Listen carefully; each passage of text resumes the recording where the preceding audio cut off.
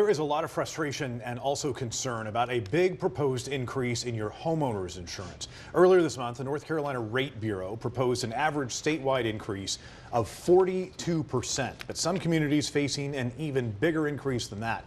Today, there was a public hearing here in Raleigh where people could voice their frustration, voice their concerns. How are they going to pay these huge new bills? Elena Athens, live now here in Raleigh to share with us some of those passionate statements you heard today. Elena? Yeah, 42%. That is a big number. North Carolina Commissioner of Insurance Mike Causey issued a statement in the last 20 minutes acknowledging people's worries and saying they had good reason to be concerned, but also along those lines saying his office will fight to ensure that any proposed increase is reasonable and sound. Now, people I've been meeting say even just a single-digit increase is too much.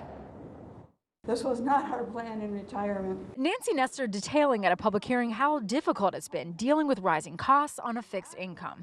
She moved to Wake Forest from Chicago thinking it would be cheaper, but after a waterfall of extra expenses, Nestor came out of retirement. Everything's escalating to the point where you can't make ends meet on the retirement income alone. So yeah, I actually drive for Lyft. Now, I have driven for the last 10 months as extra income. Insurance companies are asking for a 42% rate hike from the North Carolina Department of Insurance. The request comes as inflation keeps rising. The latest data shows a 3.4% increase from last year. The most recent consumer price index shows food prices soared 2.7% since 2023. In Wake County, 53% of homeowners are getting notices now that their home value went up, and they're waiting to see what that means for property taxes.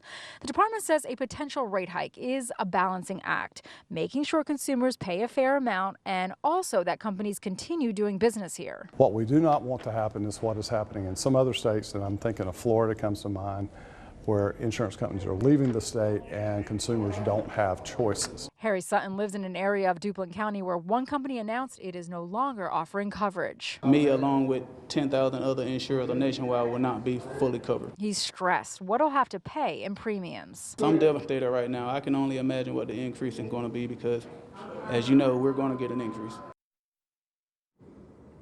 All right, so if you couldn't make it here today, you do have until February 2nd to weigh in on this proposal. Almost 9,000 people have sent in emails with their comments about the proposed rate hike. We have the email address up right now on abc11.com.